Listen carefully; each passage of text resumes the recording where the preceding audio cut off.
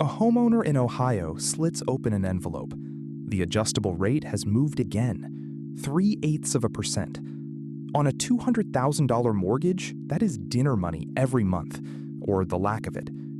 The letter cites a benchmark she has never seen traded. She did not vote for it. She cannot watch it form. She only pays it. Across an ocean, a finance officer in a mid-sized American city flips a municipal bond packet. The floating coupon leans on the same invisible peg.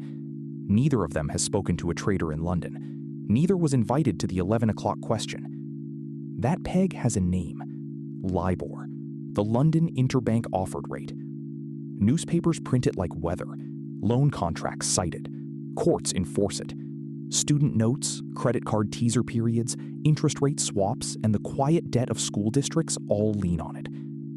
At its peak, estimates put some $300 trillion of contracts in its shadow. $300 trillion is not cash in a vault. It is not a pile of bills carried out a door. It is the notional weight of promises, whose price ticks when a single published figure ticks. Move that figure by 1/100%, a basis point, and fortunes rearrange themselves on paper before lunch. Here is the contradiction. The world's most important interest rate is not a trade. It is not an average of deals that actually printed on a screen. For years, it is a survey. A handful of large banks are asked a polite question. At what rate do you think you could borrow? They type an answer. A calculation trims the extremes. A number appears. Markets treat it as fact. No citizen sits in the room. No exchange prints a tape of real interbank loans. The honor system is the system. And honor, it turns out, has a chat window. The rate begins as a practical tool, not a conspiracy.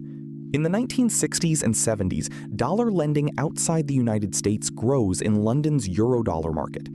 Banks need a shared reference for floating loans. In 1986, the British Bankers Association formalizes the London Interbank Offered Rate as a daily poll.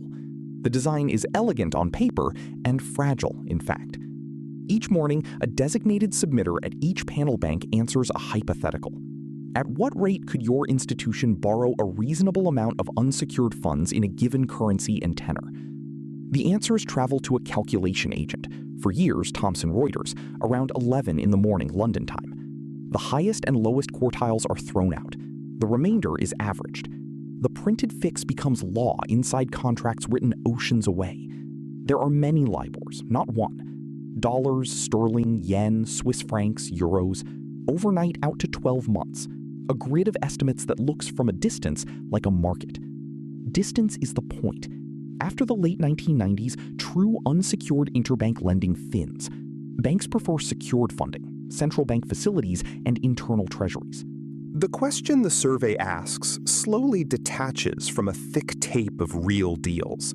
Submitters are left estimating a market that, on some days and in some tenors, barely exists. The British Bankers Association is a trade group, not a public utility. It polices its own members with guidance and reputation. There is no statutory crime, for a long stretch, called benchmark manipulation. There is a code of conduct and a belief that no serious house would stain a number this large. By the mid-2000s, the number sits under adjustable rate mortgages in the United States, under corporate revolving credit, under the vast over-the-counter derivatives book. ISDA definitions point to it. Municipalities issue floating rate notes against it. A city council does not debate the BBA's methodology. It assumes the figure is discovered, the way temperature is discovered. What most people miss is the legal metaphysics. LIBOR is not an observed average of yesterday's loans. It is a judgment about a hypothetical borrowing that may never be attempted. A judgment can be sincere. A judgment can also be useful. The system has no independent tape against which a useful judgment can be proven false before publication. Trimmed means remove outliers. It does not mean verify them. That gap is not a footnote. It is the architecture. And the architecture is about to meet a desk that cares more about a swap book than about a survey's dignity. Follow the submitter, not the brand. He sits on a cash desk in London or Zurich or Tokyo. His official job is to answer the morning question in good faith. A few yards away, or a time zone away, a derivatives trader has a position that dies or lives on today's fix. The trader does not need the rate to collapse, he needs it a hair higher or a hair lower for a window measured in hours. The request arrives the way modern work arrives: instant message, Bloomberg terminal, AOL, internal chat. Language that would look like office banter if the notional were small. Can you put it high today? Lowball the 3-month if you can. I owe you. Some rooms acquire names that later prosecutors will read aloud. The Cartel, the Mafia, the Three Musketeers. The names are adolescent.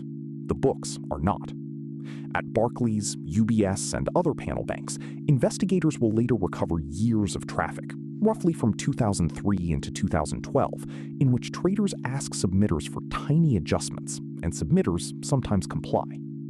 The psychology is not cartoon villainy. It is proximity and asymmetry. A basis point on a massive swap can mean millions. The same basis point, viewed as a survey answer, looks like rounding. The submitter tells himself the true market is a range anyway. He is choosing a point inside fog. Why not a friendly point? Status works in both directions. A trader who can influence the print becomes useful to counterparts. A submitter who helps becomes one of the lads. Drinks, brokerage, the warm current of being inside the joke. During the 2007 and 2008 funding panic, a second motive appears. Appear cheap to fund, and you look healthy. Appear expensive, and the market reads weakness. Some submissions drift not to juice a desk, but to protect a franchise's face. 2 distortions, 1 pipe. The bank as institution publishes policies about integrity. The bank as a cluster of screens publishes a number that can be bargained. No one has to steal $300 trillion. They only have to type. The scheme does not explode. It seeps. Journalists and analysts notice, in 2008, that some LIBOR prints sit below what credit default swaps and other stress gauges imply those banks should pay. The Financial Times and the Wall Street Journal run pieces that smell wrong without yet naming a conspiracy. The Bank for International Settlements and academic papers poke at the same mismatch. A self-policed estimate, under funding stress, has every reason to flatter the estimator. That observation is still respectable. It has not yet become a criminal file. Then the messages surface. In the United States, the Commodity Futures Trading Commission opens a path. In the United Kingdom, the Financial Services Authority, later the Financial Conduct Authority, gathers the same stain. The Department of Justice follows money and intent.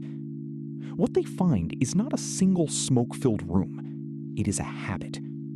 Traders at one house lean on their own submitters. Traders at several houses lean on one another across institutional lines, matching requests so that a cluster of submissions drifts the same way before the trim. The honor system assumed that outliers would be discarded. Coordination makes the pack itself the outlier.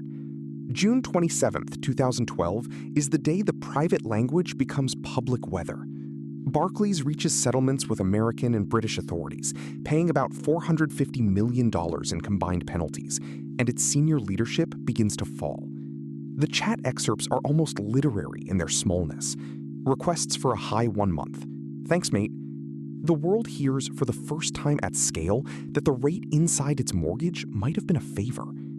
UBS follows. In December 2012, the Swiss bank agrees to roughly $1.5 billion in penalties across jurisdictions.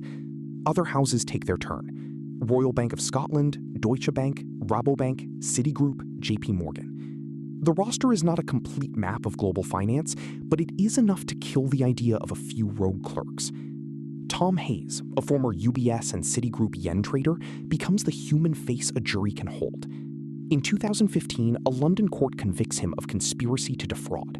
His sentence will later be reduced on appeal, and the legal arguments about dishonesty and market practice will run for years.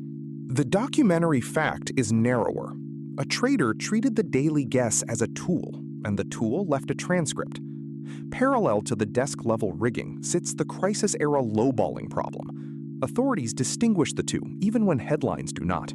One is a profit request on a position. The other is a reputational smear of a bank's funding cost when funding markets are freezing. Both are possible because the input is an unverified estimate.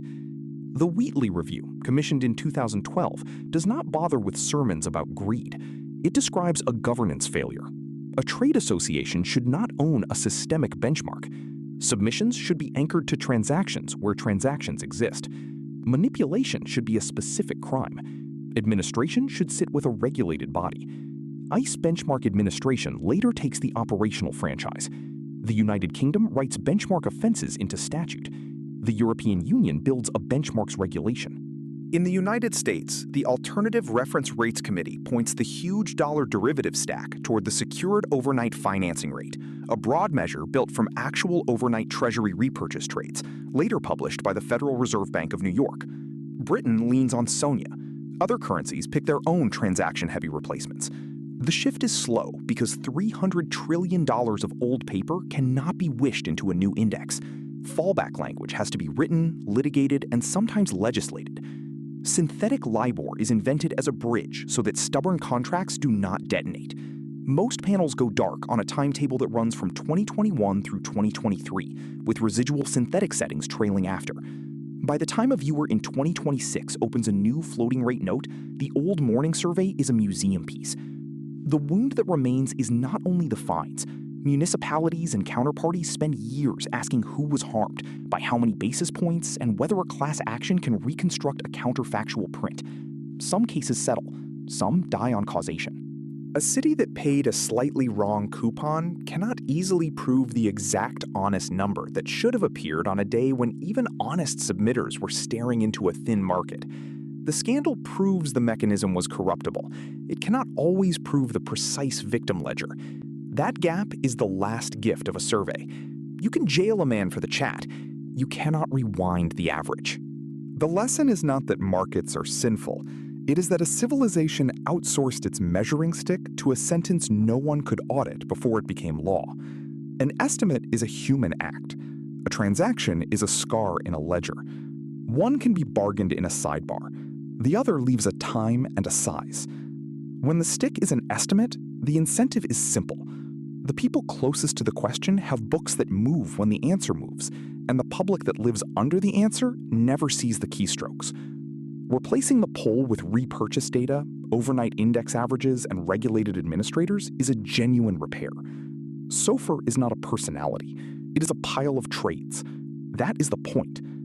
Yet every new benchmark still meets an old temptation at the edge, in thinner tenors, in credit-sensitive alternatives, in any corner where a published figure is more convenient than a messy tape. The kitchen table envelope will always need a number. The temptation will always be to treat that number as weather.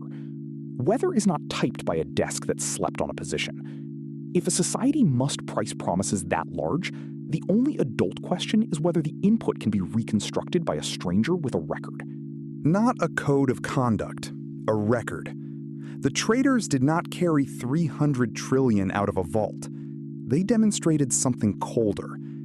A civilization can hang its households, its cities, and its derivative books on a daily guess, police that guess with manners, and call the result a market until the chat logs arrive. What other public number is still at 11 in the morning only a well-dressed opinion?